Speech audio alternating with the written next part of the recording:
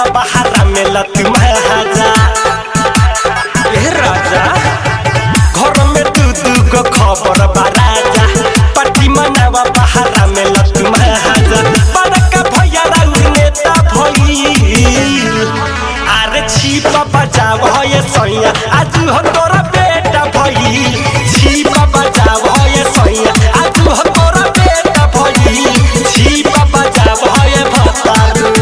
Recording by Missile Recording Studio.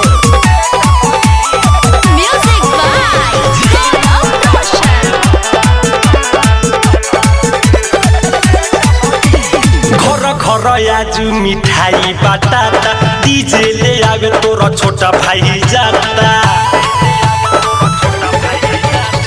ससुर ससुर मन केहू ना बाची लागता खुद सब केहू नाची लागता खुद सब केहू नाची सब हित लगे खबर पेठा गई अरे छिपा बजाव या सैया आज हो तोरा बेटा भइल छिपा बजाव या सैया आज हो तोरा बेटा भइल छिपा बजाव ये भतारू।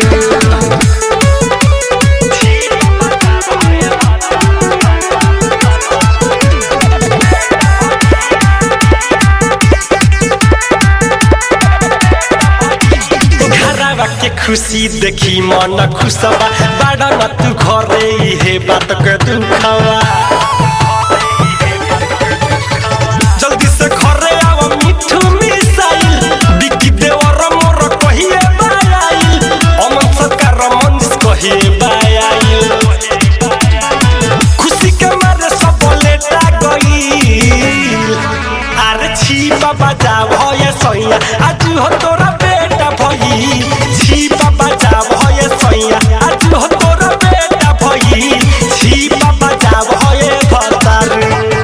घर में तू को खबर बाराजा पार्टी मनावा बहारा में लत महाजा बड़का भैया राउर नेता भइल अरे छिपा बजाव ये सैया आज हो तोरा बेटा भइल छिपा बजाव ये सैया आज हो तोरा बेटा भइल छिपा बजाव ये भतारू। Recording by Missile Recording Studio.